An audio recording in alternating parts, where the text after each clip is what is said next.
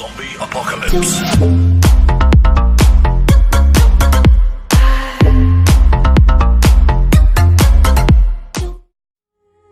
We were in a madrasa in Nottingham, in Flintham, in Newark. This was in the 90s. We came to a building that was an old RAF building that had been deserted for 20 years. So we were now coming into this, and we were going to start using this as a madrasa.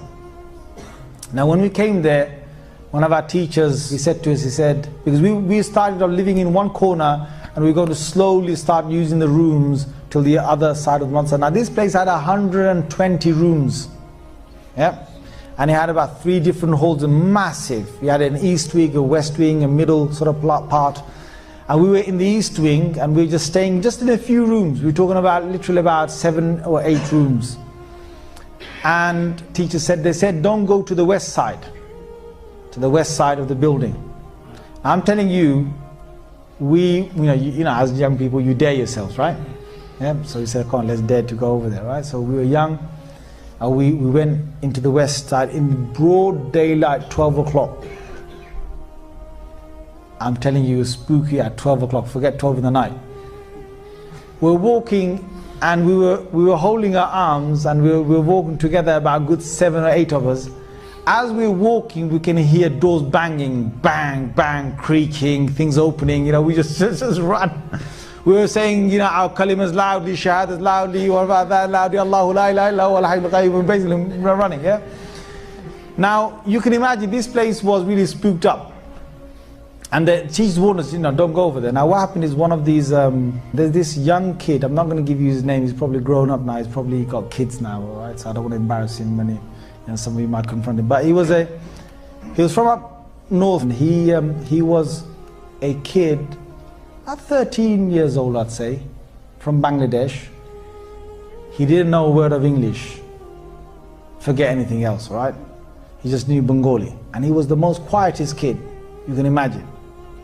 Just quiet, just sticks to himself, and that's it. And he's trying to become a hafiz of the Quran, and he only has done 1 juz. So one day what happens is that he sort of strays off, I don't know, he goes over to the other side, and he comes back.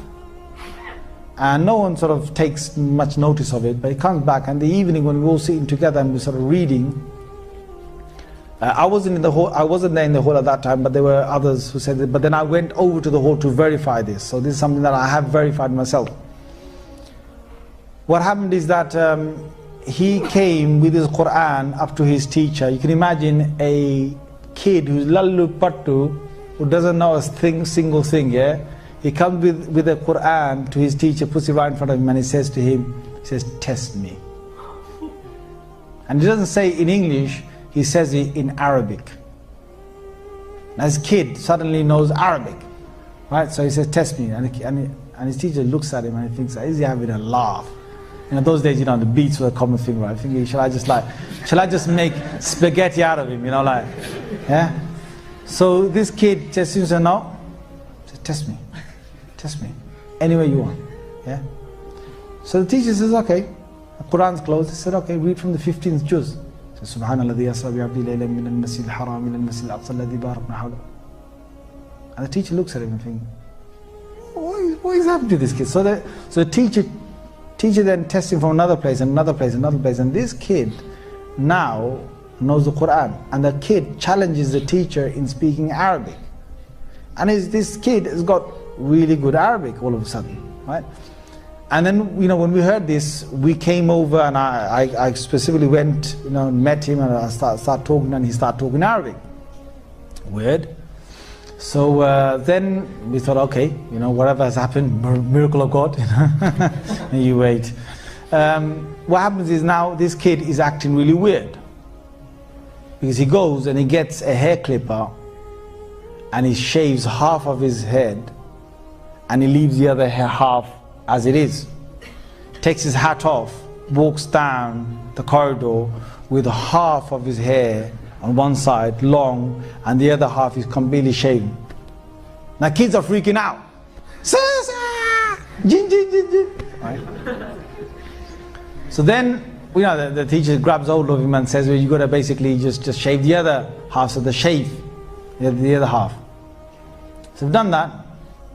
Now, and he's acting all weird. He's doing things that, you know, sort of abnormal. So he then goes to bed, and okay, he's gone to bed. At about 2 in the night, all these kids, there's 6 to a room, and there's 3 bunk beds in every single room. So there's sort of 2 on every sort of bunk bed. 2 in the night, 5 of them from that room, from his room, come running down the corridor, yeah, banging on the principal's door, yeah. Jin, jin, jin, jin, jin, jin, jin. So the principal gets up, says, what's the matter? Jin, jin, jin, jin, jin. And the principal comes in, and there's only one kid sleeping. It's that one kid, the one that shaved his head, right? The one that knows Arabic all of a sudden now. Yeah? He said, what's wrong? He said, nothing. So they go back. He said, go back. Puts them all in bed, comes back. And he says, what's, yeah, after a little while, these kids are screaming back again. Down the corridor, knocking on his door, jin, jin, jin. So he said, what is it that's happening? They go, when we go into our bed places, yep. Imagine this guy's name is Imran. I'm just making it, I'm not saying his real name, yeah? Imagine his name is Imran or something. They said that we hear all across the wall something dragging its nails or whatever it is and saying,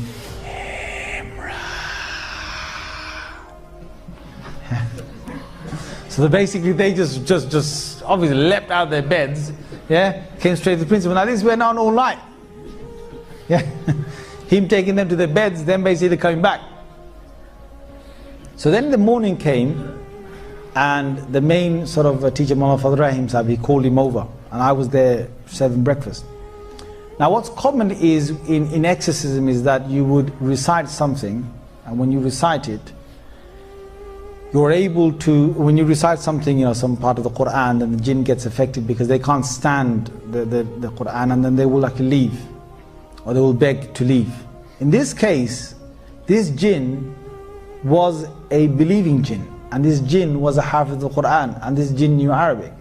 So when the teacher was reciting something on, and you know, trying to recite something to blow on it, the jinn inside this human being was reciting the adverse ayah to break the effect of that.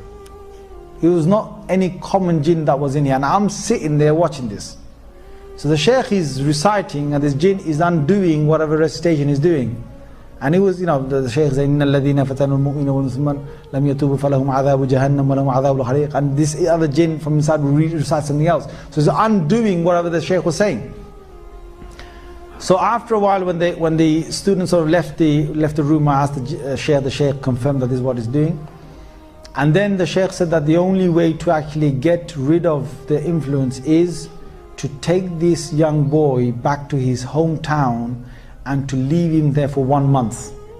He said the reason why this has happened, and you know, these guys, I'm saying this, that you won't believe in this unless you deal with this. There are certain things that you will not believe in unless you deal with it. So if you've got unbelief in anything I'm saying to you that I'm making Allah witness, whatever I saw, I'm just telling you. You just need to start witnessing some of this yourself, and you'll start believing in it. So the shaykh himself was able to witness some jinns. And he witnessed a whole group and a family of jinns that had traveled from outside and stayed in that west wing for a month. And he had this feeling that they were there only for 1 month. So he said, if this young boy goes to his hometown, then whatever jinn is, he said there's a young jinn inside him who's a hafiz of the Quran. And if he stays in his hometown, the boy stays in his hometown, then the jinn will automatically leave because his family are leaving this west wing after a month. So, you know, we took him home, and as we were taking him, my God, I was sitting next to him on his left hand side in a car. He was right in the middle. He wanted to, he was going to open the door when we were going 70 miles an hour. He reached to open the back door, you know, the car door. And the teacher stopped him, and the teacher gave him a good shouting. And then he basically stayed there until we got to the place. We left him in his home for 1 month. After 1 month he came back, and he was the same docile kid you knew. Looked down while he walked. Never knew a word of English or Arabic, and only knew 1 juz of the Quran.